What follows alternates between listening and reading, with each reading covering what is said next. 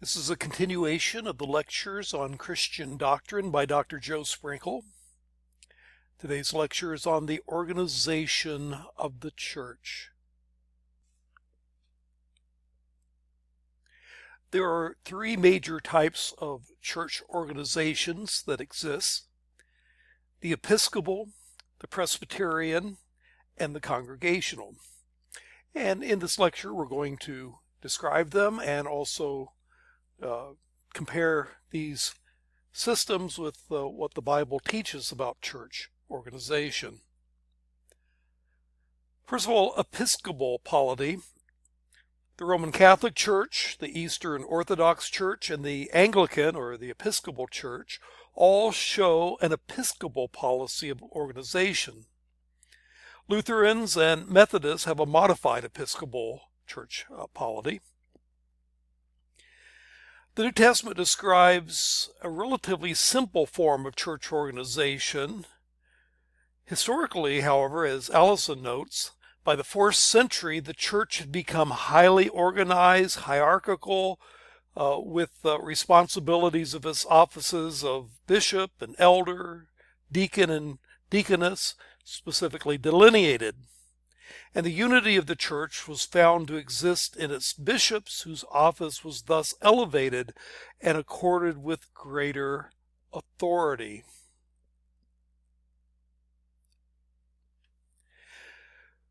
What developed is called the monarchical episcopacy, in which leaders of larger churches came to have authority over smaller churches, with archbishops over the bishops, and in the Roman Catholic Church, a pope, the Bishop of Rome, over all the archbishops. Catholics see Peter as the rock. Peter the Rock as the first pope, as described in Matthew 16 and verse 18. Though the first real pope, in this hierarchical sense, was Gregory I, who died around 604. Eastern Orthodoxy has no head over the archbishops, though the ecumenical patriarch of Constantinople is considered the first among equals. In the Anglican system, the Archbishop of Canterbury is the primate of all England. So what happened then was you had the development in the early church of the monarchical episcopacy, which is not actually taught by the New Testament. And these systems, Roman Catholicism, Eastern Orthodoxy, and Anglicanism, have continued to follow that pattern. The major reason for the development of this monarchical episcopacy is the problem of heresy. How do you deal with heretics arising in the church? Well, it was believed that the bishops could make sure that the local churches remained orthodox. Ignatius of Antioch, who was martyred around 117, first elevated the office of bishop over that of elder or presbyter. Originally they were the same office, the position of deacon being under both. But anyway, he comments, be eager to do everything in godly harmony, the bishop presiding in the place of God, and the presbyters in the place of the council of the apostles and the deacons. Now again, no one claims that this is how the New Testament was organized, though it is true that apostles like Paul had authority over various churches with local leaders.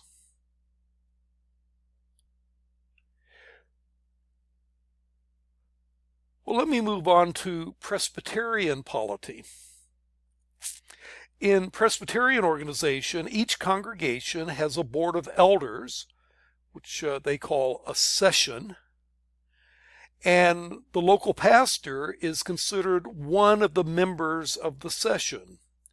The pastor is the teaching elder of a congregation, while the others are called ruling elders. Each congregation is accountable to a presbytery consisting of pastors and elected elders of a region. The presbyteries are accountable to synods or general assemblies with an elected moderator who sets denominational policies.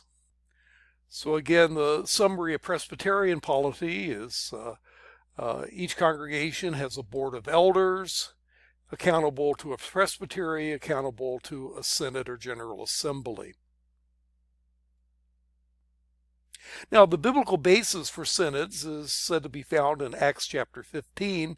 In Acts chapter 15, you have what is often called the Council of Jerusalem, moderated by Jesus' brother James, who gave important guidance for the church policy throughout the world. And it should be noted that Paul in 1 Corinthians 10 did not cite this so-called council as authoritative or even mention its decisions when he taught about similar matters to the Corinthians. So one wonders how strong that basis is in Acts chapter 15. Let me move on to describe congregational church polity. Congregational church polity has no hierarchical authority above the local church. There are no regional bishops, there are no synods. Each congregation is its own independent entity. Though churches may get together to support missions or do church planning or give each other mutual encouragement. Now, there are a variety of ways congregational churches can work. Some follow a corporate model where the church elects a board who hires or fires the pastor. Many Baptists see their pastor as a single elder hired or fired by the congregation, with the board as deacons under him, though this model misrepresents the New Testament role of deacons. Still others have elements of Presbyterianism, with the board being considered elders along with the pastor. Most of them have been influenced by American-style democracy by allowing the congregation to vote on pastors and or elders, deacons, a practice nowhere mentioned in the New Testament. Again, variations of the congregational church government, corporate model, single elder model only accountable to the congregation, or blending a bit with certain Presbyterian elements.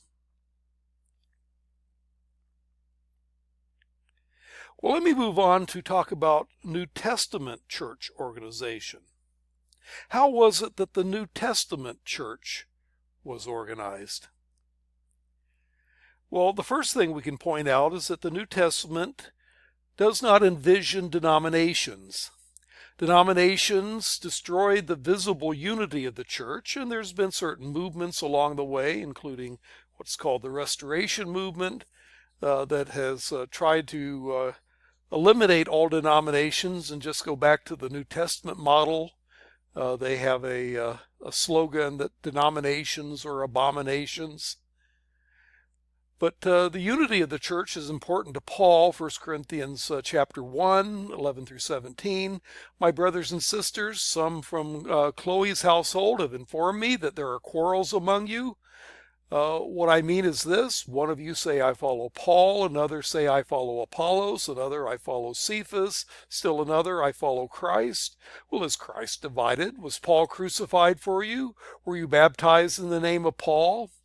I thank God that I did not baptize any of you except Crispus and Gaius, so no one can say that you were baptized in my name. And yes, I also baptized the household of Stephanas. Beyond that, I don't remember if I baptized anyone else. For Christ did not send me to baptize, but to preach the gospel, not with wisdom and eloquence, lest the cross of Christ be emptied of its power. Not only were there no denominations, the New Testament sees elders and overseers and pastors as equivalent offices. The New Testament church started by Jewish Christians following a synagogue model, and traditionally to have a synagogue you had to have 10 males in order to start a synagogue, and the leaders of the synagogue were called elders. Well, in the New Testament, there are leaders that are called elders. The Greek word is presbyteros, from which we get the English word presbyter. Literally, it means an older person, but it's an older person serving as a leader in this context. But it also uses the word overseer as a synonym for the word elder. King James Version will translate that bishop. That's the Greek word episkopos. Compare the English word Episcopalian. But anyway, the episkopos is the bishop or the overseer, but it's really not a higher office. It's simply a synonym for elders. And yet another synonym for elders and overseer is the word pastor. Pastor means a shepherd, and it uses shepherd-sheep metaphor for what leaders do for their congregations. Cottrell comments on the elder, overseer, pastor, that these terms are used interchangeably for this one office is seen in Acts 20, which refers to the same group as elders of the church at Ephesus in verse 17, and as overseers in verse 28, and says they were called to shepherd the church in verse 28. The same thing is seen in 1 Peter 5, 1 and 2, where the apostle says, I exhort the elders among you to shepherd the flock of God you are exercising oversight. That elders and bishops are the same is also shown by the fact that in Titus 1, verse 5 and verse 7, uses the words interchangeably. Thus, according to these texts, no distinction should be made between elders and bishop overseers or between elders and pastor shepherds. And I think Cottrell is right in his analysis. Now, there are some distinctions between elders that are made. 1 Timothy 5:17, the elders who direct the affairs of the church well are worthy of double honor, especially those whose work is preaching and teaching. And this would seem to imply that some elders did more administration, while others did more preaching and teaching. And this is where Presbyterianism gets the distinction between teaching elder and ruling elder.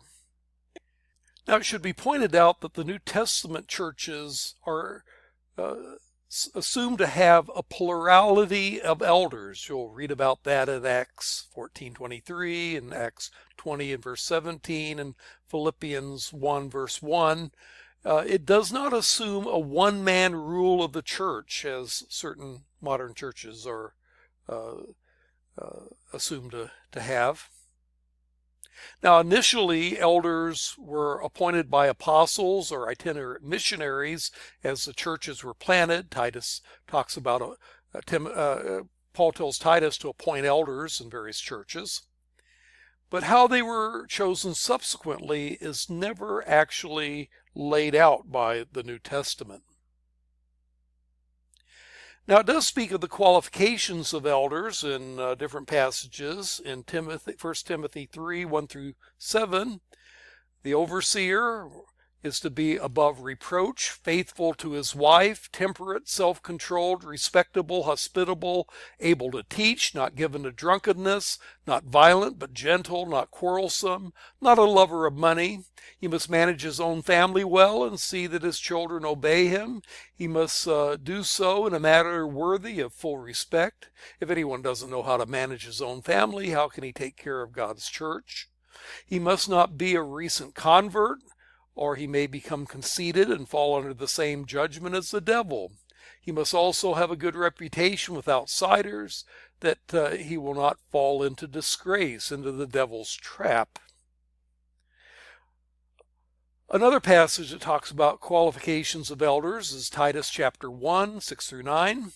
An elder must be blameless, faithful to his wife, a man whose children believe and are not open to the charge of being wild and disobedient. Since the overseer manages God's household, he must be blameless, not overbearing, not quick-tempered, not given to drunkenness, not violent, not pursuing dishonest gain. Rather, he must be hospitable, one who loves what is good, who is self-controlled, upright, holy, and disciplined. He must hold firmly to the trustworthy message as it has been taught, so that he may encourage others by sound doctrine and refute those that oppose it.